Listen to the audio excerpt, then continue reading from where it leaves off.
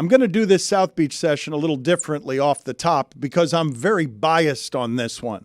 I've known Rachel Nichols for nearly 30 years, and I've truly been amazed by her climb because I don't think people have any earthly idea the degree of difficulty involved in getting her to where she was and where she is in a field dominated not only by cavemen, but also by perhaps the worst possible poison in the entire content industry, the soulless and entitled male media executive who thinks he knows everything when he doesn't know shit.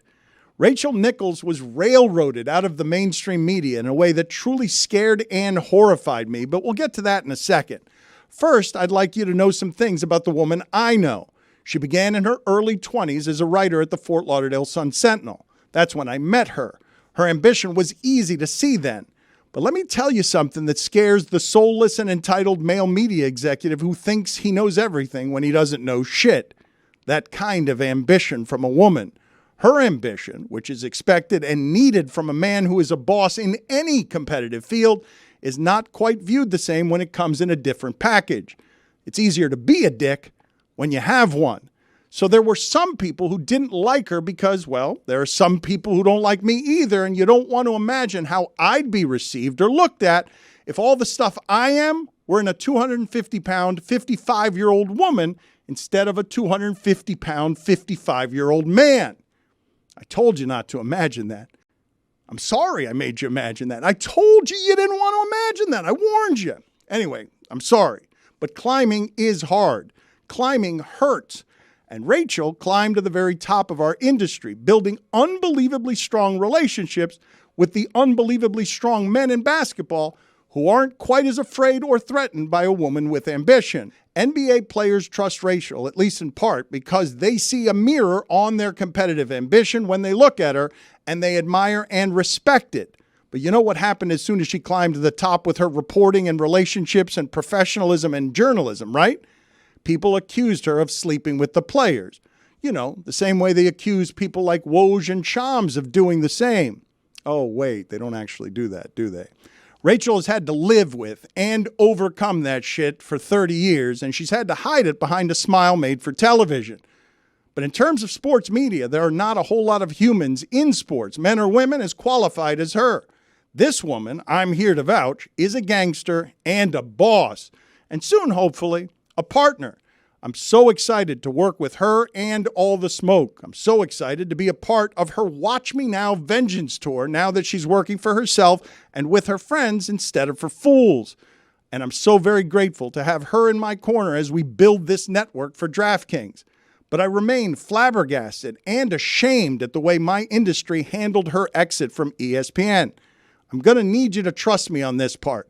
Her and I, at some point, will talk more directly and openly with you about what happened to her at the end of her ESPN run.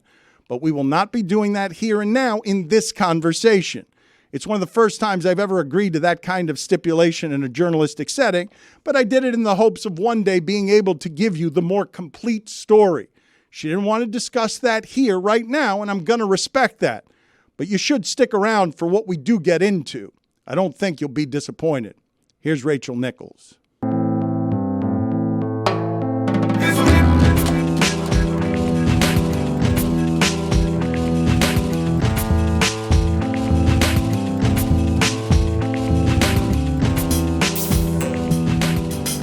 Welcome to South Beach Sessions. I'm very happy. I've known this woman for a long time. 25 years she's been covering, that's crazy to say, a quarter of a century she's been covering the biggest stories in sports.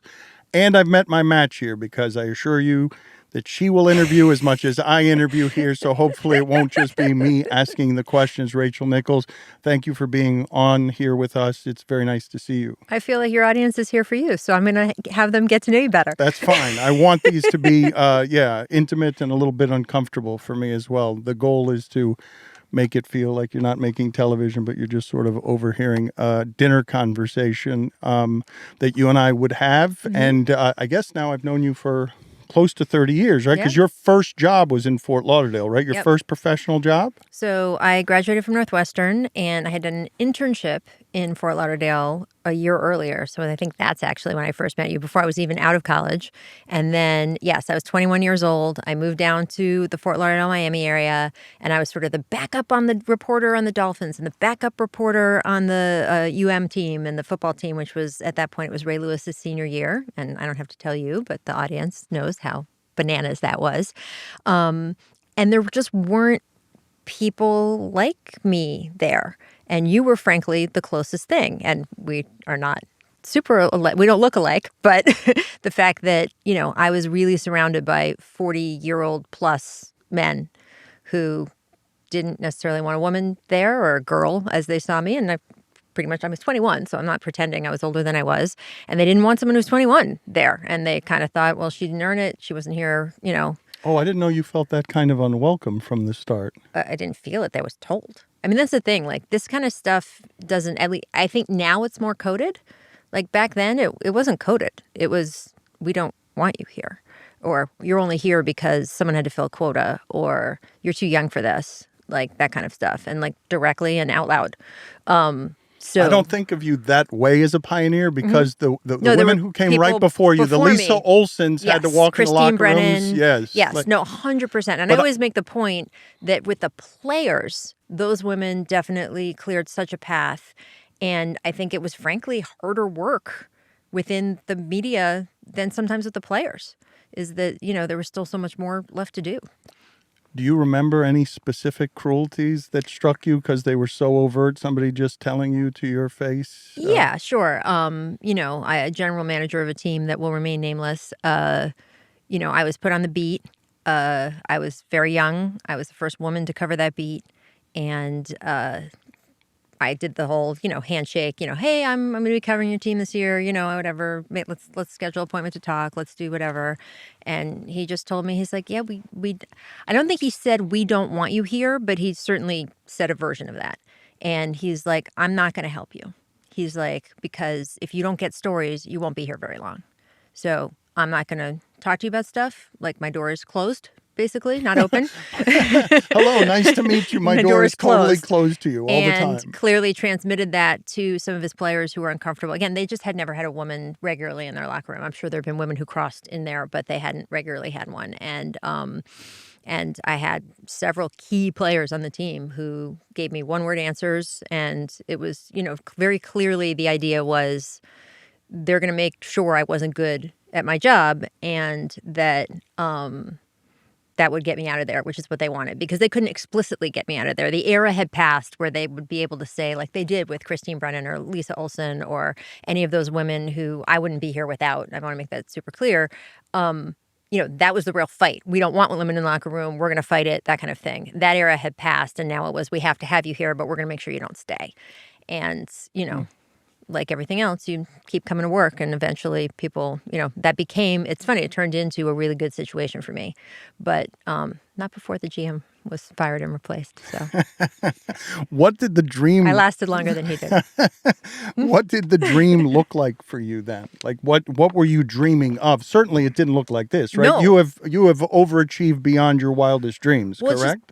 Different. I don't say overachieved. It's differently achieved, because I want to be a newspaper writer. So I grew up in Washington, D.C., in that area, and I read Tony Kornheiser and Mike Wilbon and Christine Brennan and Thomas Boswell and all those guys in the newspaper, and they were gods to me. I mean, the talent level of the Washington Post sports section when I was a kid and when I first joined it, because I got very lucky and got to start working there in my early 20s, was just, it's off the charts. You look back at those names.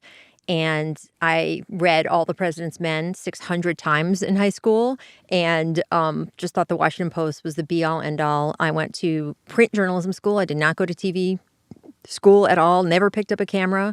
I think now you're kind of required to learn a little bit of everything. That was not the case. Like, they had a broadcast degree and they had a print degree, and I got a print degree, and never in any way, shape, or form wanted to be on television, had any thought of being on television, just wanted to be a writer, wanted to do what those guys did. That was another place I interned in college, and they were so warm and adopting me, and Tony and Mike are like my uncles in the business. And Christine had a huge effect on me because she was the first woman to cover a pro NFL beat. So she was the first woman to regularly be on the beat for an NFL team, which was kind of the last bastion of, that. And I read her in the newspaper every day when I was still in high school and didn't know. I didn't know she was the first woman on an NFL beat. I didn't know she was the only woman on an NFL beat. I just knew that I loved that football. I loved that football team. And the person who I would read about them from pre-internet was I would open up the Washington Post in the morning and it was Christine Brennan. So by the time I learned that there weren't almost any women in that position or that she was the first or any of that, like it was already done for me. Nobody could have told me like, oh, women can't do this because my starting point was that a woman had done this. So those kinds of formative experiences, Tony, Mike, and Christine and all of that made me, I wanted to be a writer.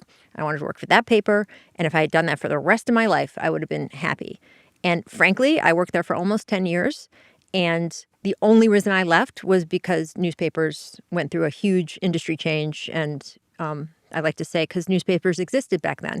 Obviously, a lot of stuff's been revived, the Washington Post in particular, which is awesome. But at the time, it was a real bottom dropping out of what you could do. And, I started at the Washington Post and for years I covered tennis and I went to all 4 Grand Slams for the whole 2 weeks. I mean, budgets like that don't exist in newspapers anymore. Our stories anymore. are similar. I think they're parallel. This isn't something that I imagined myself doing. It was just, I was doing the same thing, reading newspaper columnists, and it's all I ever wanted to be. Was your family supportive of this from the beginning? Yeah, absolutely. But it was really my thing. They were just like, okay. I mean, when I was 13, I knew I wanted to be a sports newspaper reporter. And there were, even in college, you have to do a required internship at Northwestern, and they have a list of newspapers you can do it at, and Fort Lauderdale Sun-Sentinel was one of them. And I went into that in the selection process and just said, I want to work in sports, so I want to do a sports internship. It's no good for me to do news. It's not going to get me anywhere. I'm not going to make any connections with anyone I'm going to want a job from. And I had to petition the dean of the school because they'd never done anything like that before. And so it was just sort of a lot of steps like that along the way. They didn't think sports was a serious journalism thing. I was told it was the toy department. And I actually went back and gave the graduation speech at Northwestern about 5 years ago, which was really cool for me to be able to do. And I brought that up, that it was, people tell you one thing and you can go do another. But I do want to say, when I first got to the Miami, Fort Lauderdale area, you were the only one you're about 5 years older than me. You were the only one within a 15-year age of me. And you were so cool, Dan. Like, you were like this young, you were just made columnist, I think. Like, you were like everywhere. You had this amazing confidence, at least on the outside. And you everyone thinks I have it all together. I don't know what it is that I'm projecting on. I don't think that now. Yeah, you know better now. But I was 21 and you were the cool 26-year-old and you had friends. You were kind of, I said to your producer, Matthew, I don't even know how much you remember this, but to me it was very formative because nobody was that nice to me. I was living in a new city. I didn't know anyone. And you're like, oh yeah, come out for beers with me and my friends. Like, come, whatever. And I was like, oh my God, this is, I get to go out with Dan Le Batard and his guys and do whatever and hang out. And it was very much like, okay, someone I can at least relate to. And I wouldn't say we were particularly close, but it was one of those things where it's just like what you meant in terms of, okay, like there's someone else there that is also probably being told he's too young and not quite accepted in the old guard and that kind of thing. So it meant a lot to me. And it's funny, Matthew said to me, he's like, oh, and what advice did Dan have for you about journalism or making it? I was like, nothing. We never talked about that. He just was someone to go have a beer with. And that was actually really important. Well, I didn't know anything then. It was too young for me to even be a columnist. I didn't know what my voice was going to be or what it should be. I look back at some of the stuff that I wrote back then. I've got diametrically opposed viewpoints to what do you know when you're in your early 20s about writing larger opinion pieces. But because I'd like some of this to be biographical, like your early years were like what? How do you arrive at being someone who's interested in this stuff? I love the football team. And, I was just entranced. We can go through the 3 names they've had since I was a kid, the Commanders now. But they won 3 Super Bowls from the time I was I want to say 8 years old to when I was in college. It was just a really fun team. The city was so into them. And that got me in. That was the gateway. And that got me into other sports. But Was there any just loved connection it. with family members? No. Because for me, it was the way to connect with my father. My father sort of introduced me to sports, and I would say that my father and I were closer than my brother was with my father, just because I took an interest in this as a connection point with my dad. Did you know it at the time? Did you do it on purpose? No, I did not know that I was being impacted this way. I was just searching for ways to connect with my father, and this was an easy place that didn't require a lot of conversation. But what did you love about it? What was the thing that got you? Was it just, I like watching games? Was it something more broad? Well, I mean, at the beginning, it's just that I'm showing up at the Orange Bowl, and my life as an exile is very small. And I'm walking into an amusement park that might as well have been for me. I had no access. We didn't have money, so even Disney World wasn't available to me. Yep. So you're going from small exile life to this sprawling place that's noisy, and you're holding your father's hand as he takes you through the jostle, and you just get sort of changed there, especially because it was a good place for me to have a deeper bond with my father. My father would then go, originally my father would show up to my baseball games and get very mad because I was striking out and stuff. He'd show up after work with his tie and stuff, and my mom would explain to him, look, I can teach him a lot of things, but being a man is something you have to teach him. It's your department, buddy. Yeah. And so he would then become the coach of my teams and stuff. And so that was just a place, because my father, very old school Cuban, sort of emotionally limited. And so it was just a place where I could feel connected to him in a way that I would assume any child needs. You know what's so awesome? You're talking about your dad, and we all know him. That's what's so great, is that I'm picturing this because, I've personally met your father, but your whole audience knows him. And that's very cool. Yeah. Just an aside. That's the greatest. Yeah. I've said this before. It's just the greatest professional blessing of my life to be able to grow old with him on television, and to share him with an audience that he was. I met your friend Matt Barnes the other day, and this was something that was startling to me. It's still startling to me, even though it happens all the time. Matt Barnes only wanted to talk about my father. The connection point between me and Matt Barnes was not sports or anything else. It's him and his friends. They had some sort of connection to that dynamic. That wasn't orchestrated. We did that just because they needed a Latin show on ESPN where they underrepresent with Latins, and I don't look or sound or act Latin, and so we put a cartoon Latin accent next to me. No, that's what we did. And so and then people got to know him. But God, I can't articulate to you what a blessing it was to have that experience with him for 8 years, introducing America to him in a way, that gave him a little more validation than being a factory manager in Hialeah.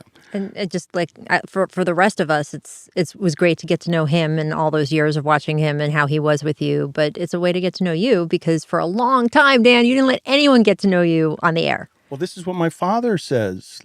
What my father said about this was, and man, I had a breakthrough with my wife just the other day, where I'm weeping at a table because she is forcing me to accept that he did and does love me in the way that he can show. And he always said that he was there, and the only reason he was there, that he didn't want to do television, which I didn't understand that my father's going from being a plant factory manager to being on television and being a popular person, and didn't really want it. That the only reason that he was doing this, the only reason, is because he wanted people to get to know the parts of me that he knew and that he saw. And I always thought I was doing it for him.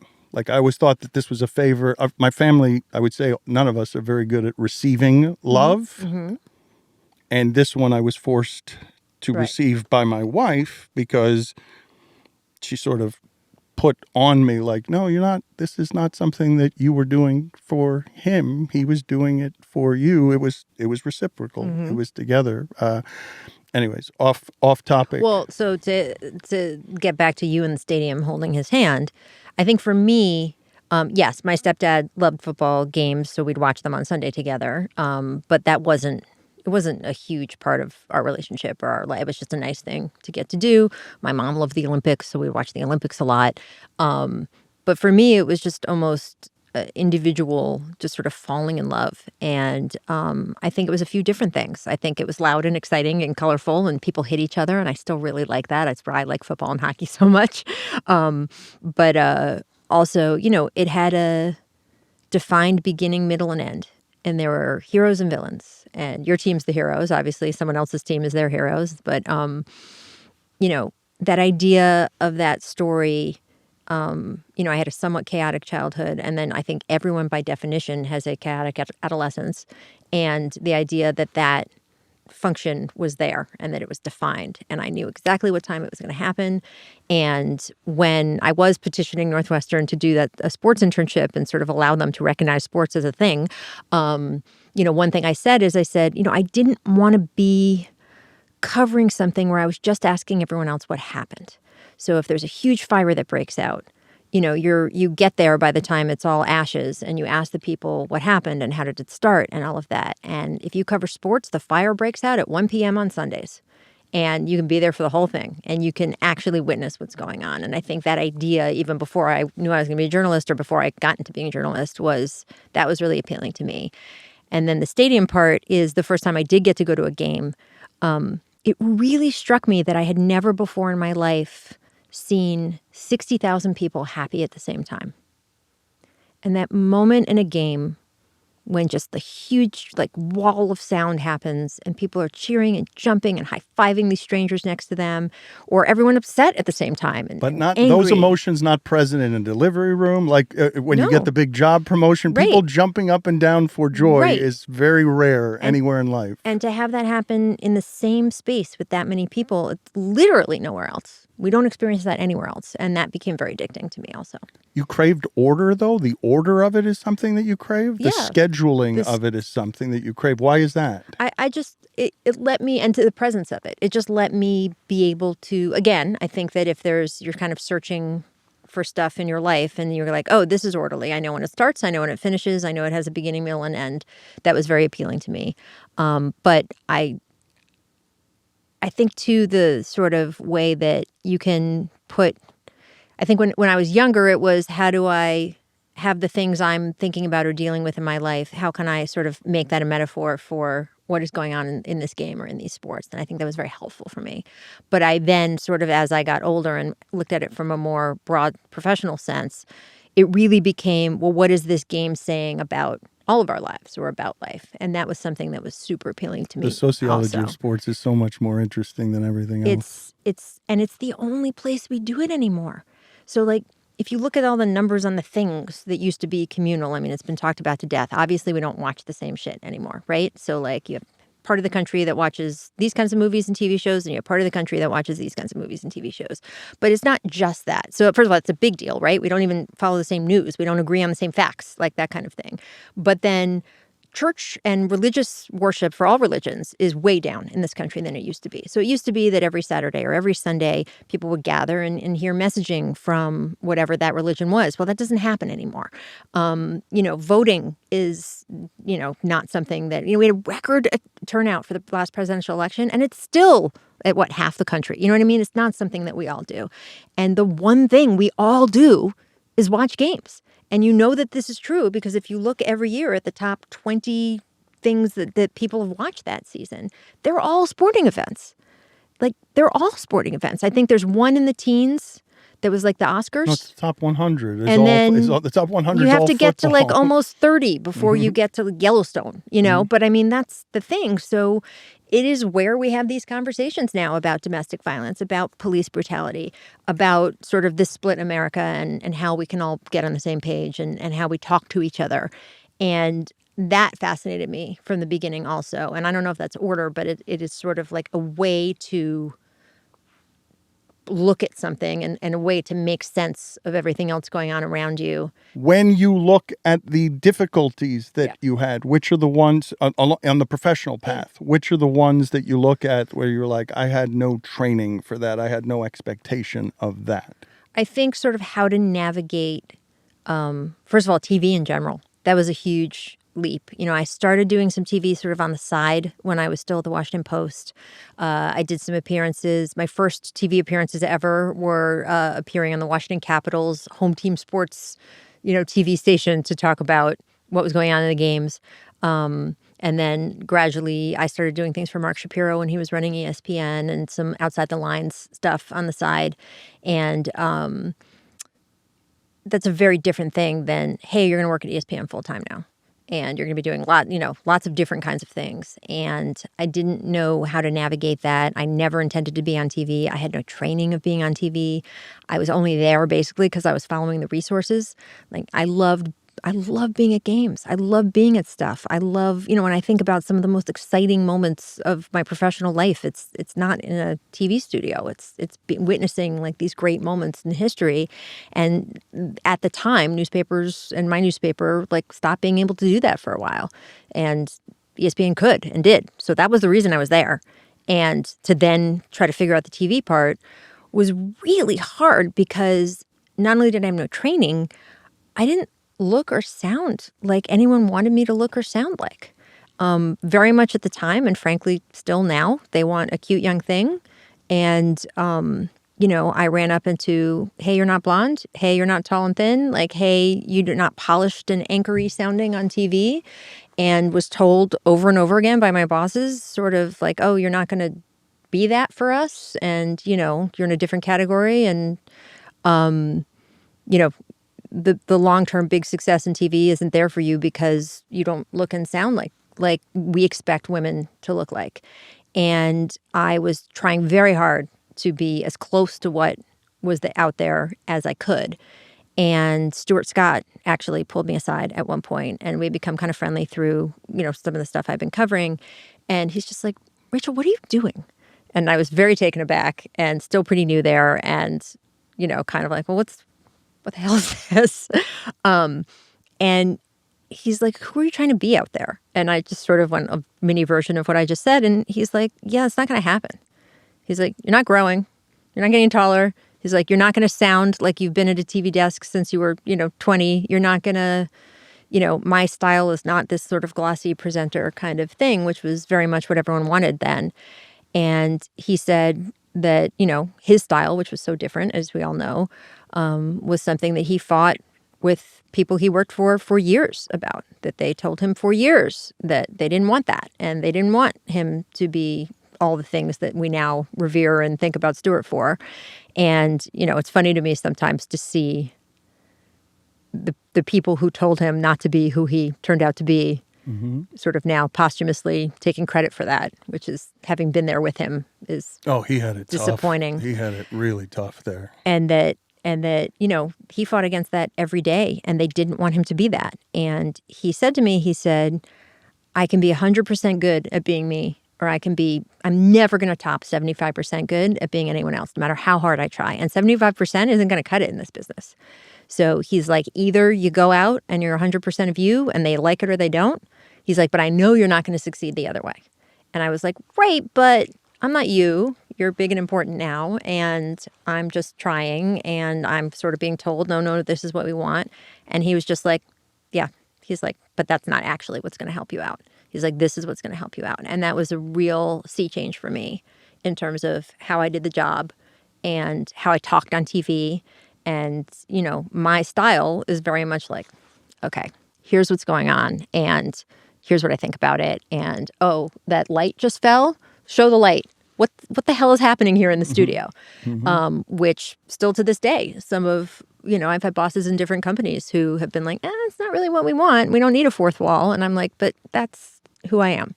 And that was... people appreciate authenticity. They do. The people who will... not only will they appreciate it, they notice it too, because the veneer of television can lack some intimacy. Did you experience those things, those overt things that are, nasty and unpleasant?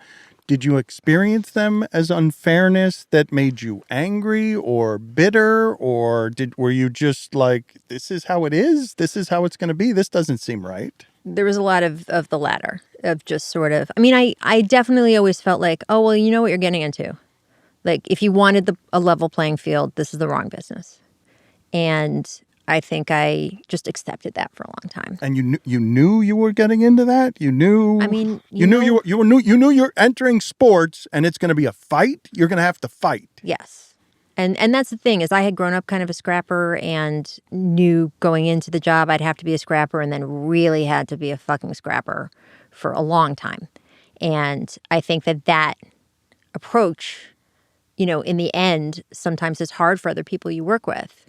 And the problem is that I would never have gotten anywhere any other way. And I was sort of, you know, over and over again beaten down with, you know, well, this isn't for you, or you're not good enough to do this. And only by like coming back and coming back and coming back and being like, I'm still showing up and I'm still doing it and I'm still gonna, you know, hold on to this is the only way I got anything done. And that was largely because I came in at a time when, again, I was not the first. I don't want to claim ever I was in that first wave, because I wouldn't even have had the shot without those other women. But it was a long time ago. And you talk about 25, 30 years ago, it was a long time ago. And I think we're so conditioned now to what we see on TV and what we see on the internet in terms of where women are. And by the way, we still have a long way to go in terms of any sort of level playing field, but it was so different then. And I sort of had the attitude of, well, you knew what you were getting into. So, you know, when a bunch of the stuff happened of, you know, 2 weeks on a job, I had a supervisor send me an email, on company fucking email, saying, this is what I want to do to you sexually. Oh, no. And you're just like, I've been here 2 weeks. How do I deal with this? Or, you know, when I was pregnant, I waited so long to tell them. I waited so long because I knew that this was not going to be good for me professionally. And I even what a terrible feeling. Debated. I mean, I was married for 10 years before I decided to have kids. And a big part of that consideration was, do I want a little human in my life? But also, how's this going to affect the thing that I've scrapped for, that I've worked for so hard, that has been like the thing that I've been able to finally break through and start doing more. And I knew what I was getting myself into. So I sort of accepted it, but also knew I had to navigate it. And I was told by a high up person, literally I sat down to have the conversation of like, oh, I'm pregnant. And I like the words tumbled out. It was like, but I have, you know, it's twins. I was pregnant with twins. But I am going to have full-time live-in help, so I can still get on a plane anytime you want. That's part of why I waited. Like, that is part of why we waited so long, was to get to a point in our life where we could say, great, we're hiring someone to help out, because you can't do all of this alone. You know, this is how it's going to be, and you won't notice the difference, and whatever. And I had the executive look at me and say, well, this is great. Congratulations. I'm so happy for you. It's been so nice working with you. And I was like, no, remember the part 5 minutes ago about whatever? And he was just like, right. But I mean, you're not going to really be able to do the job you do now. And then I don't know what that's going to mean and whatever. And I said, but I am, because of all the stuff I just said.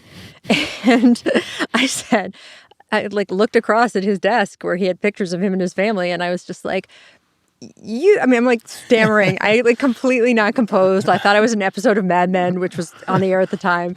And I was just like, this isn't real. But you have kids. Yeah. I was like, look at you. You have kids.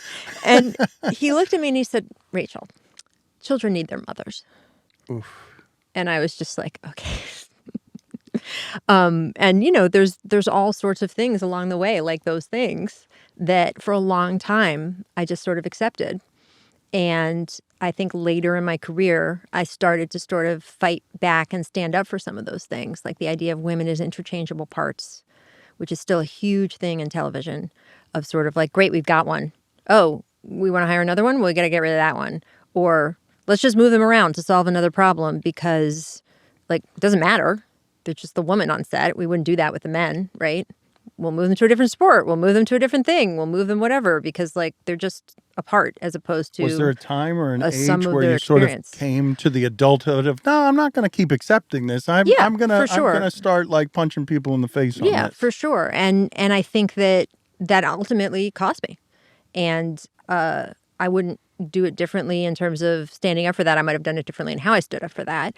But I really felt a sense at the time, and I talked about this with a couple of the women I worked with at the time of, I just don't want it to be like this for all the women who keep coming. And I just, if I don't say stuff about this stuff, who is? And I don't want to make myself out into some crusading hero because I was not. But it was just literally as simple as starting to not just accept everything. And there still isn't a lot of room for that in Where this or when business. though? Is there a spot? Because you have to have the bravery and the confidence of, I have power and security enough to exert it. Yes. And that's not the easiest thing with bosses.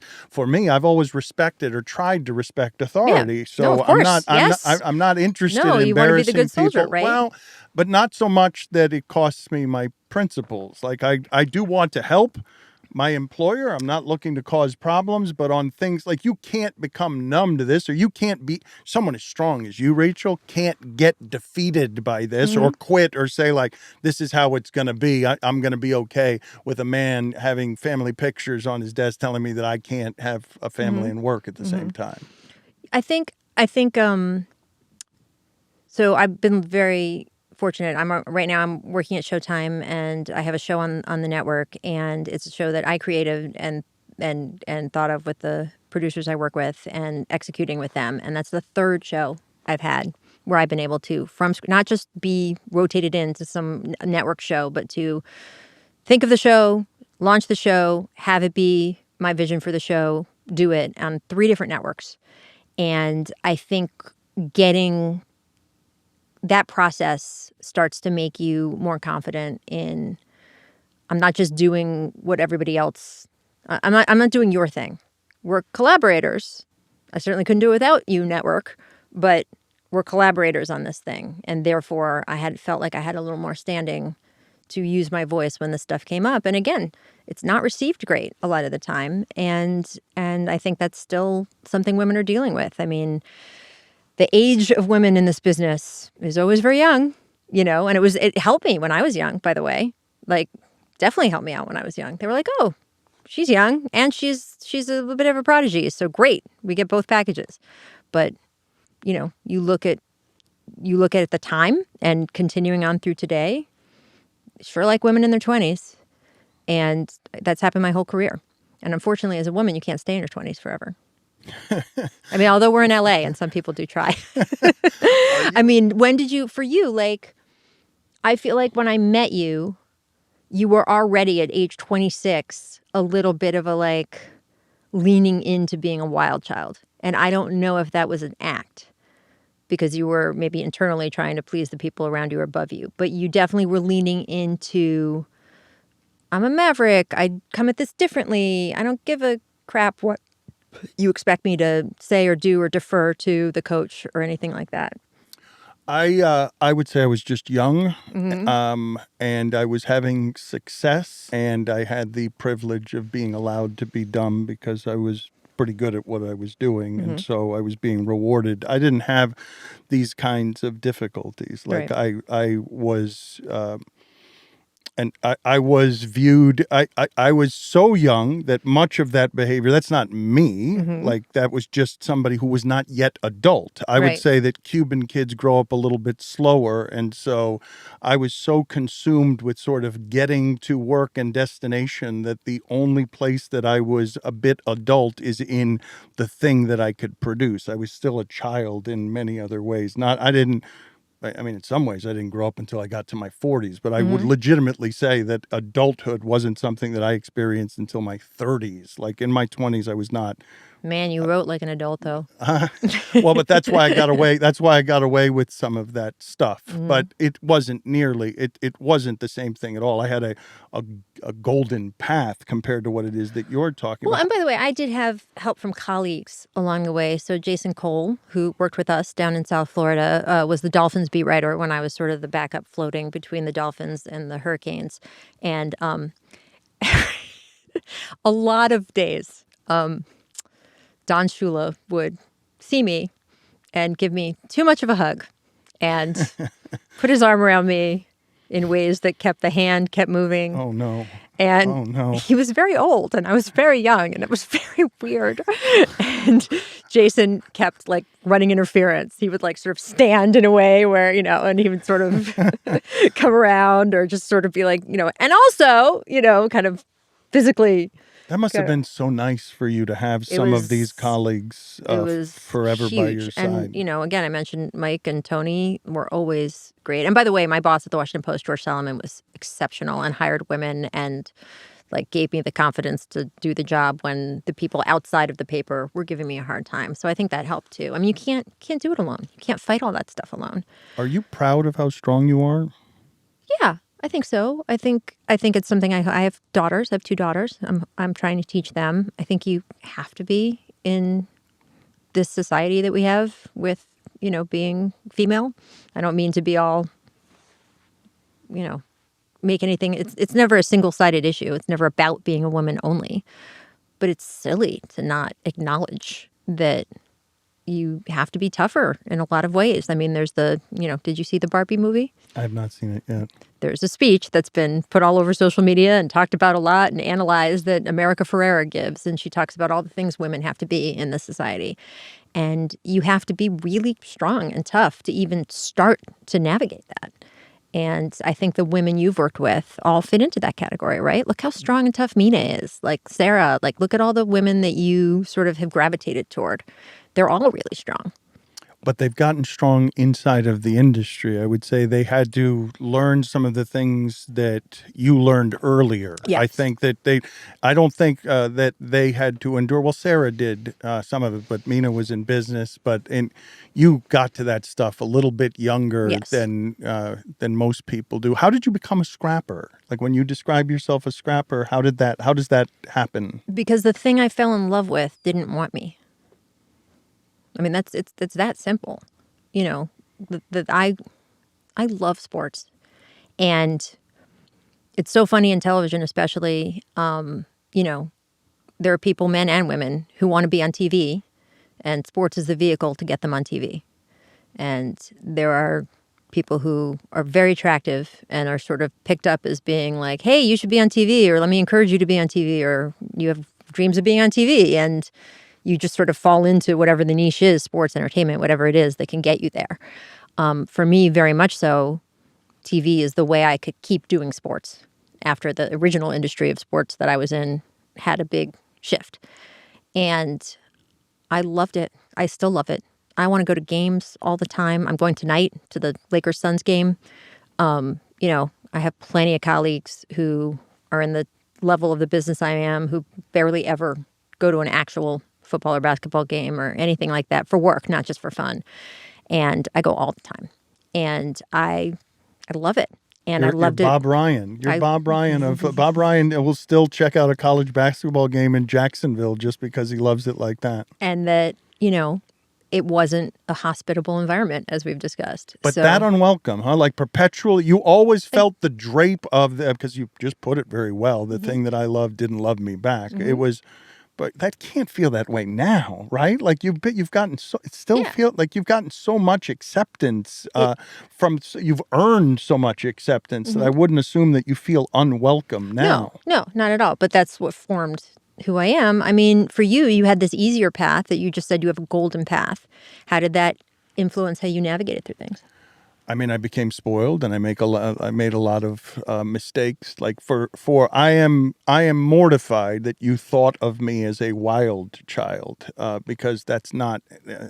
Look at me, like that's not who I've. It's not who Maybe I've ever been. Maverick is more appropriate, like a honing of that term. But yeah, that idea of you were not in the mold of what everybody else I always thought some of the stuff was silly, right? Like I remember having an argument with Renee Latchman in his underwear because the team is 30-31 and I'm questioning some fifth inning decision that he made. He's like, what are you doing? I'm like, it's all sports. Who cares? Right. And he's dedicated his life to it. this, And I don't have an appreciation yet because I'm too young and too dumb to know, wait a minute, they're not just playing games. This is their identity. They care about this stuff deeply. They're not just fooling around. Right. I just don't know enough about life. And so I was too young young to be a columnist, but I Well, can't what's the say. biggest mistake you made? Oh my God! I mean, Well, I know you say you say you made a lot, and you've been in a lot of jobs from then to now. yeah. Is there one thing that if you could pick to do over, you would do differently? I mean, I've done a lot of learning in adulthood that makes regret feel pretty useless because even things that were mistakes ended up in a pain at the time that became growth or something that forced me into change. So I've gotten better at sort of being gentle with myself on where it is that I've made errors. But I look back on a number of the things that I wrote in my 20s about, just skewering Alonzo Mourning for his lack of loyalty when that's just not how I think anymore. And I understand the business of sports better and I'm more adult. I've learned things and have more perspective. But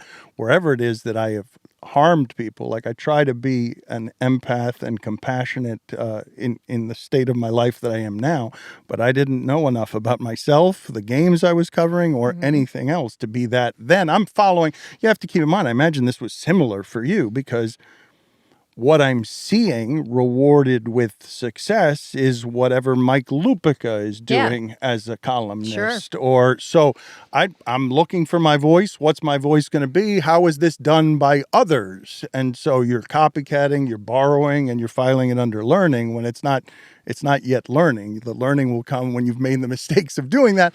And Stuart Scott has to pull you aside and be like, what are you doing? You kind of got to be yourself. Right. No, 100%. Well, I think you always made interesting choices you used the fact that you had opportunities from a young age to make more interesting choices than a lot of other people did.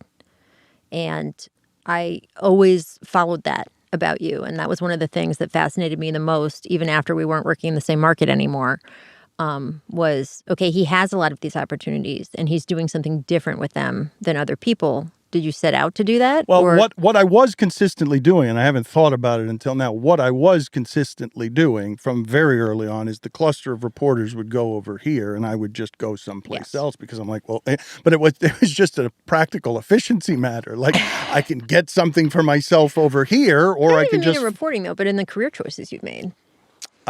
The career choices I have made have largely been sort of forced growth that goes back a ways. A long time ago, Pat Riley told me in a magazine story that I was working on that if he could do it the most bravely on career choices to maximize his human growth, if it were possible to do, he would change careers every 10 years. Okay. Now, if it were possible to do that, so I haven't... Did Pat Riley want to be a fireman? I don't think a fireman is probably what he'd choose, but it might be something Schenectady related, but something where growth is required. Right. I've sort of done that with my career. But within the confines of where it is you can do things professionally. In my 20s, I was mostly a writer. In my 30s, I was trying all of it, radio, television, and writing, and doing that. And then in my 40s, it became an amalgamation of the things. And now I don't write very much And in your anymore. 50s, you decided, I can also have a personal life. Well, I could try to have a personal life while also running a business because you said something a second ago that struck me. You're like, well, I can't do it by myself. I need the help of a network. And here I am. I'm like kind of the network. Now I got to make the network that's like changed. That's changed over the years, right? So you couldn't do what you're doing now, even 10, 15 years ago. You certainly couldn't have done it 25 years ago when you were starting. 35 years ago when you were starting. You enjoyed that a little too much. A little bit. The barrier to entry is so different, right? I mean, when we started out, you had to literally own... I guess there was cable. Yes, there was cable, of course, when I started. But when I started, it was 3 networks. 3 networks, it's right? 3 channels. So there were 3 people making decisions about who could be on TV. And even once there was cable, there was really only like a dozen people making decisions about who could be on TV. And it was like that for a really long time. And it wasn't just TV, it was the newspaper. Like, you had to own a printing press. You had to own distribution networks to get the paper to someone's door in the morning. Like, you couldn't just have people with alternate opinions. And for athletes, I know that was super frustrating because now they can sort of have their own platforms and voice, either formally or informally on social media, but it wasn't like that. And they could only deliver what they wanted to say through the funnel of, frankly, at those times, people who didn't look like them, didn't talk like them, didn't understand who they were, where they came from, or what they were dealing with. And I think on the athlete side, that was really hard. And then on the young person trying to break into the business side, that was really hard. And now it's completely changed. And you don't need all of that. And you can be Dan Le Batard and have your own empire. It looks like an empire, and it looks like you. It looks like I know what I'm doing, and it doesn't look like you know what you're doing, but it looks like you have your own empire. I don't want to make you uncomfortable with any of the radioactive ESPN stuff, so I will stay away from it so that you don't get aggregated or so something terribly unpleasant doesn't happen. But I would like to know what you learned in the aftermath of you leave ESPN, and then what is in front of you is what? Because it seemed from afar, and I hurt for you, like that would be a really scary thing to go through that would still, like I was saying, not have regret in it now because of whatever it forced you into that opened up a new path that you may not have chosen if not forced upon you. So it's interesting. There's two sort of concurrent philosophies I had, that one was really helpful in that time and one I had to learn to sort of get myself out of at that time. The thing that was really helpful was I didn't start at ESPN. I left ESPN one other time before. I went to go work for Turner and CNN. I came back. So this was me leaving again. ESPN didn't give me my card to be a journalist. They didn't punch my ticket. I'd worked other places for a decade before I even got there. I had established my identity and who I was. I had worked for multiple big media companies.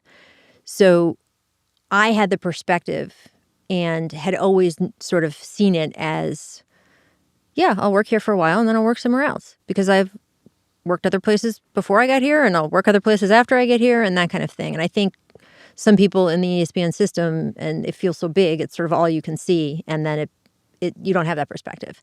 And I think one of the nice things about getting older in this business is that you really do learn what you can't know when you're younger, which is that, like, yeah, something seems huge, and then 3 years later, it doesn't. And I think about Marv Albert.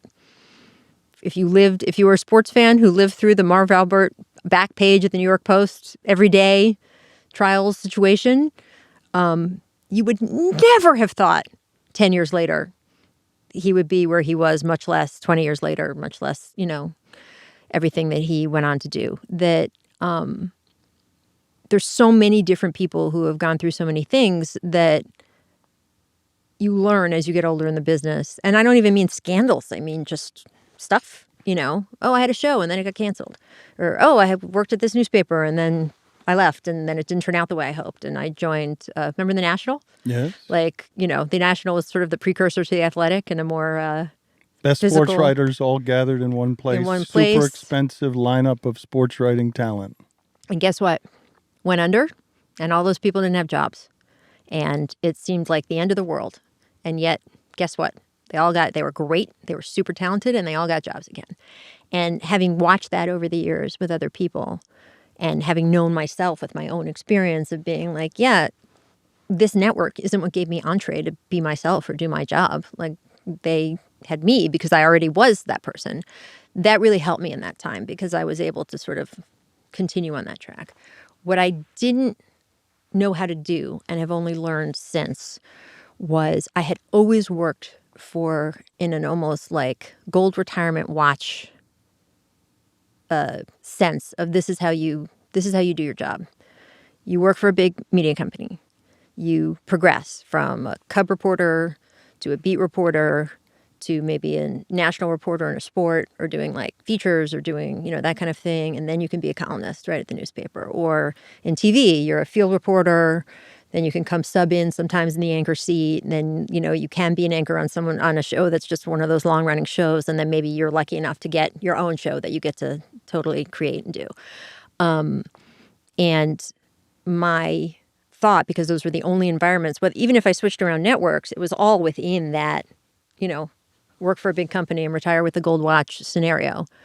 I didn't quite understand what it was to kind of be free of that and to be free of all the stuff that was crappy about that. And I mean, we've talked a little bit about like, the rest of your life and work and all of that stuff. But, by the end of my time at ESPN, I was working 7 days a week. I don't think people have any earthly idea what a beast of a worker you are. I like working. Beast of a worker you are. I like working, and I couldn't do it if I didn't like it, but it got to be ridiculous. I was in the studio 5 days a week, and then I was out at nationally traveling at games on Saturday and Sunday. And I would joke about it. People would be like, oh, well, when do you work exactly? And I'd be like, oh, I work all the days. Which days do you work? I work all of them. And you almost like think that's a point of pride. It's not. It's dumb. And I think some of the mechanics of working in a big company and the egos and the fighting for resources and scraps and the way women are pitted against each other in these companies and all of these other things, and you're dealing with the biases of the people above you and everything, it's just something I took for granted that it had to be that way. And the wake of that whole experience for me really opened up my eyes. And I knew media had been changing, that sort of like idea. I wasn't so head in the sand that I didn't know that, as we just said, the barrier to entries were falling and what people were actually watching and listening to was not the traditional stuff. But you can know that. But when you're in that ESPN world, there is a lot of sort of Stockholm syndrome of this is the only thing that matters. Cable television is still where things are at. Look at this, look at that.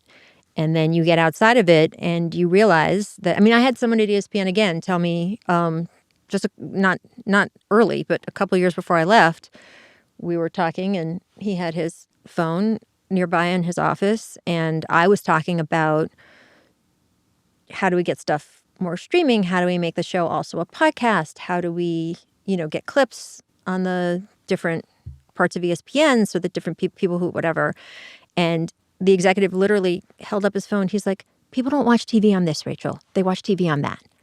And I was like, I don't know what world you live in, but this has changed. So I knew that before I left, but I didn't really understand that what had been the downsides and then also just the restrictions of living your life in, I work for one company, I do one thing, I follow their train track, I go up that progression. I may switch what that company is, but then I go do that at the other place.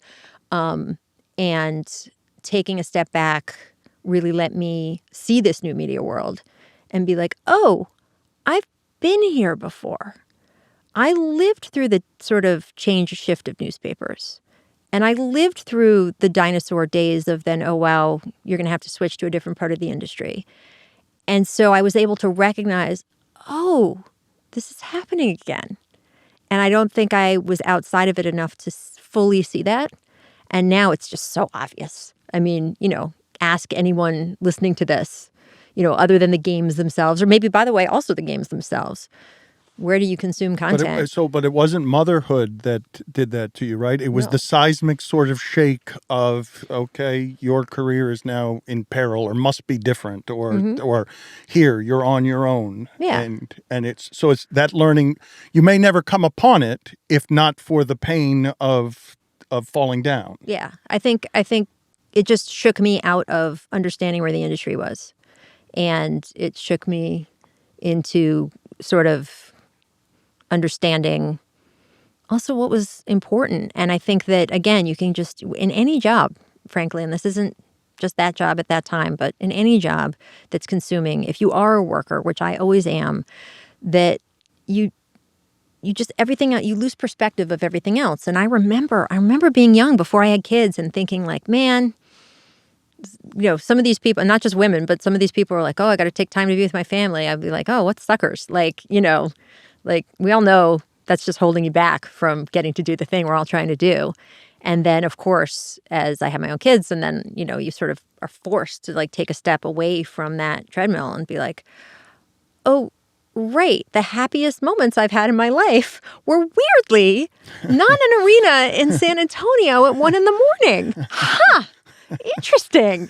And it's funny. It sounds dumb that you don't know that already, but like but if you get your identity from your work, like I want to ask you about how you became that kind of worker, because for me, the thing that I was most taught, I will not insult my parents by saying it was the only thing I was taught, but it was far and away. Second place is a distant second.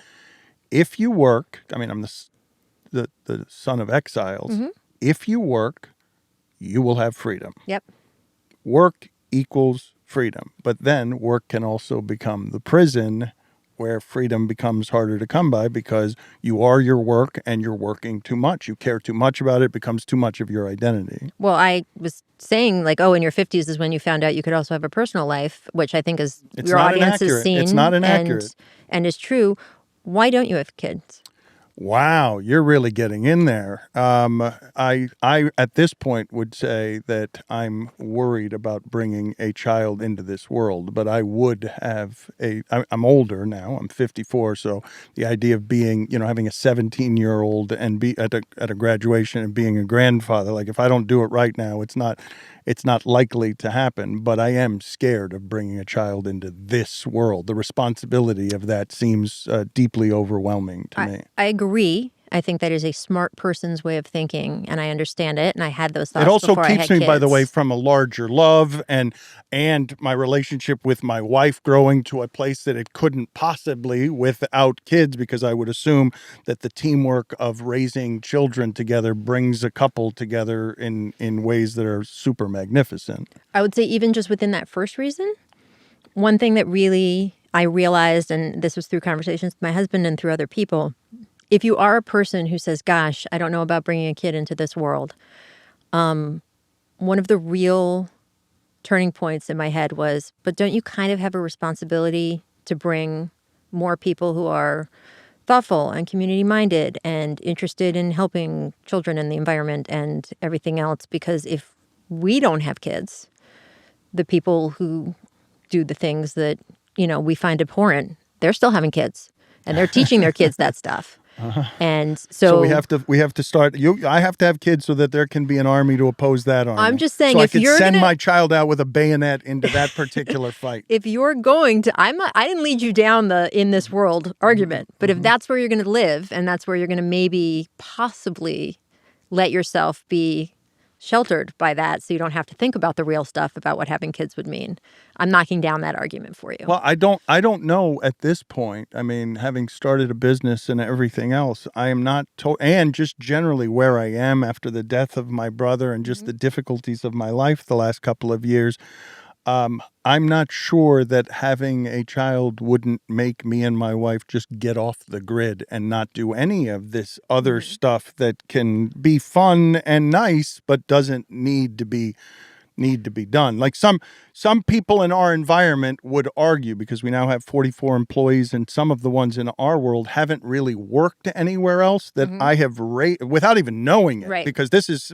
been something that has been startling to me without even knowing it. I've raised a bunch of I'm going to say kids because like me, some of them were Cuban in their 20s and not grown up in their when they started doing this. And so our environment has inadvertently, I didn't mean to do this. This was very much a surprise to me, but inadvertently working 20 years with people who were in their early 20s when they started, that ends up becoming people you're imprinting for that fight. I mean, look, yes, all that's true. Again, I wouldn't bring up I can't bring kids into this world as my main reason. It was a reason for me, but that was my distilling or my counter to that reason. I'm not sure it's your main reason either, frankly. I mean, I don't know you that well, so I can't. You believe I'm lying to you? I think you may Or being be dishonest with protecting. I think myself? you're protecting yourself. Because I've given it precious little thought. Like this is not over the course of my life. I have not been spending a lot of time saying that, thinking about should I have children. It's not something that is. I didn't either. And by the way, I know there's some sort of supposition like women want kids. And of course she's on there pushing him to have a kid. I didn't like babies. I didn't like being pregnant. Being pregnant was not pleasant. It was not some gooey, naturey thing for me. I still don't like a lot of other people's kids and have a problem that I will say that out loud sometimes in environments I shouldn't. Sorry. I am not a kid-oriented person, but I do think that what eventually changed my mind, even with the sort of threats to my career that were real, that I saw, even with not being a baby person, even with not really thinking, again, having that view in my earlier years of these people are suckers, like that kind of view, is that it is a part of being a human that is completely different from anything else you've experienced. And yes, part of it is like, oh, you'll never know a love like that, all of that. But it's deep. It's more nuanced than that. And that in the end, if you are someone who likes to, I always say there are two kinds of people. There are people who want to like eat and experience and taste and do things like that, and there are people who don't. And there are people who have, my husband will use the word appetite, like that, you either have an appetite for life and for the world or you don't. You want to go hear the music. I don't mean introvert or extrovert. I just mean that like you actually want to go out and experience life, or you like sitting in your world. What's interesting about what you're saying there is I would say that with my wife, I have just recently, by falling in love with her to begin with, I have a portal and access to a feeling that I did not know could be, right? So there's that. You're familiar with that paradigm. And all of my friends who have kids who think that because I'm responsible and loving and caring, that I would do well in the raising of a child, all of them tell me you don't understand the ways that you will grow, the access to things that you will have that you have blind spots about now. I'm advocating it for you because it's a selfish thing, not because it's going to be good for the kids. I'm sure your kids will be lovely. They'll be fine. You'll do a good job as a dad. I'm talking more about you, and that you are someone who I've always seen as being an appetite person, appetite for experiences and discussions and issues and food and love and sex and all the things that you're either a person who wants to do all that stuff or travel, or you don't, right? And you are someone who to me has fallen into the category of I'm interested in the world. I'm interested in everything that's going on, and I want to taste and experience some of these things. And it is a whole major column of the human experience that you just either have or you don't. And I would hate for you, who is so adept at navigating sort of bigger things in the world, and you actually get the marrow out of them, and you actually appreciate, you don't just walk by and be like, oh yeah, Eiffel Tower, that's nice. What travel means, what being with people who aren't like you means, and actually getting out of those experiences what they're meant to be. To have you miss out on one of the like big human experiences, to me, as your friend, feels like a loss for you. And I'm sure the kids will be fine. How did it change you? I definitely had no idea that this whole pocket of the world existed. It was so flat to me. When other people were having kids around me, I had kids later than a lot of my friends. It was just sort of like, oh yeah, you got a baby now. And like, here's what you got to do when you have a baby, and you got to take care of it, and you got to do this, and you got to do that. And it was just very flat surface of the practicalities. The practicalities are not that appetizing if you're not a baby person, right? And I didn't understand the inner nuance of, watching someone learn about things is fascinating. So when you have a little kid, when you have like a 2 and 3-year-old kid, you could literally tell them that cows control whether the moon comes out at night or not. Like, you can tell them anything. And they're like, okay. You can tell them like, oh, right. A chicken, the noise it makes is ribbit. And they'd be like, okay, chicken, ribbit. Like, all that stuff. And it's so interesting and gives you such a good perspective on, this is just one little thing, but when I first had kids, like on how people learn things and how we as a society sort of will teach our kids one thing in one pocket and one thing in another pocket. And in some cases, how undoable that is. Because if you were told from the very first that chickens go ribbit, like, it's hard to get you to the cluck. And I think it changed the way I talk to a lot of people, because it gave me a different perspective on where people came from and what they thought and who told them that and all of that stuff. And even the people who might have given me a hard time for being a woman in a business they didn't really want to see women in, it changed my perspective on how to talk and deal with those people. And that's just one thing. That's one thing when my kids were 2, and my, through their age, through elementary school, you learn all kinds of other categories of things. And it's just such an interesting, and you do love them in a way you don't love anyone else. And that's interesting too, because you love your brother so much and your mom, and you love your dad, and you think, oh, maybe it would be like that. You love your wife. It's different. It's not greater or worse. It's just different. And again, that's something you could experience that you're not experiencing now. Would you advise your daughters to choose your career path? Neither one of them is as they play sports. Both my daughters play sports. They like sports. They'll sit and watch football with me. They they'll engage in basketball when I talk to them about it and stuff like that. But they don't love it. I loved it. I love it. And I don't think you can be in this business if you don't love it. I mean, I know people are. And as I said, people use it as a path. They use sports as a path to get the things they want. Being on TV, being famous or whatever. I don't think you last. And I don't think the experience is what I would want for them. So I keep telling them all the time, I want you to do well in school because I want you to have the choice later. To me, all that hard work, and you talk about being a worker and what work meant to you. Work to me, it meant choice. That I could, if I worked hard enough, then the thing I wanted, I could get, or that I had choices. If I didn't work hard, I didn't have choices, right? So it's not a lot different than what I got. Work equals freedom. Right?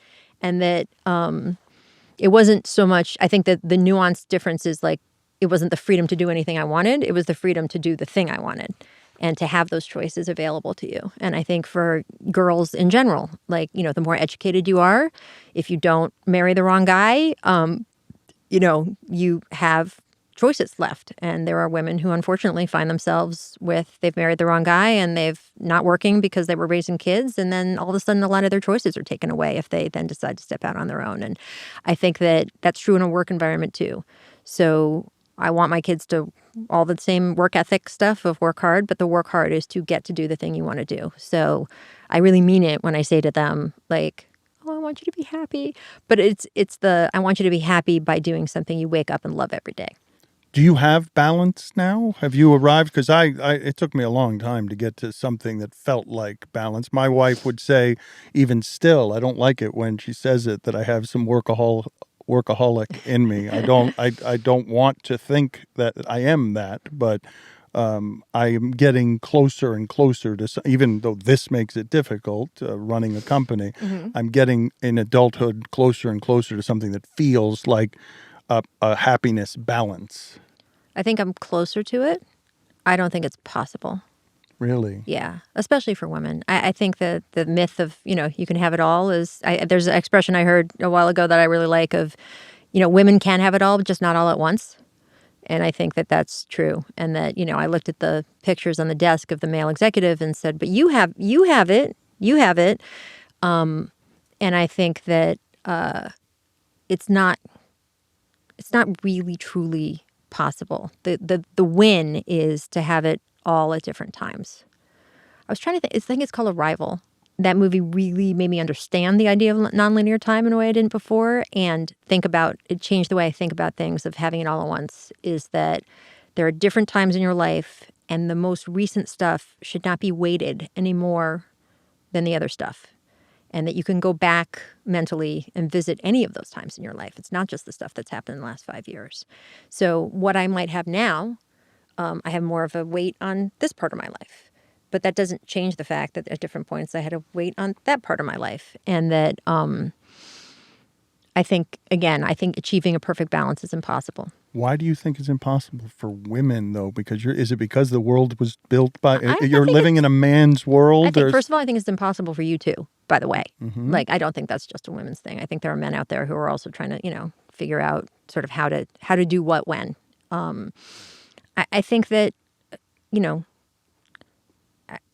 I don't think it's possible to give yourself as fully and completely to either side as you may need to at the same time as doing it on the other side.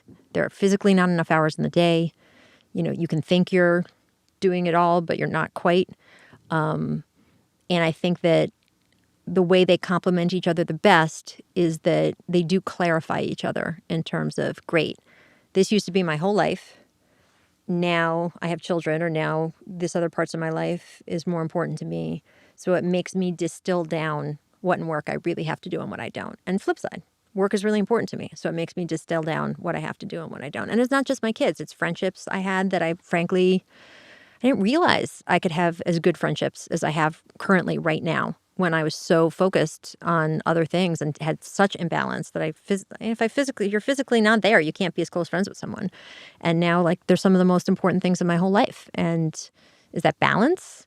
I have more of it, but it's not a perfect Libra scale. I keep hitting the microphone. Your producers hate me. We're going to let you go on that note. Even though you are a polished television personality, you have hit this I have thing. hit this. You've hit that I know. thing. I talk with my hands a lot, and this is a very constricting environment, Dan. And you got really in there with me on not only do I want to know why you haven't had kids, you're wrong for not having had kids. No. And by the way, I want to make clear before the internet comes after me. It's not right for everyone. I respect and appreciate, and there are some people I'm like, you should not have children. I don't think kids are great in any circumstance. I think for you, my friend, who I've known for decades, I think that you would appreciate what there is to appreciate about it. Always appreciate you. Thank you for spending this time with us. Good to see you again. Thank you.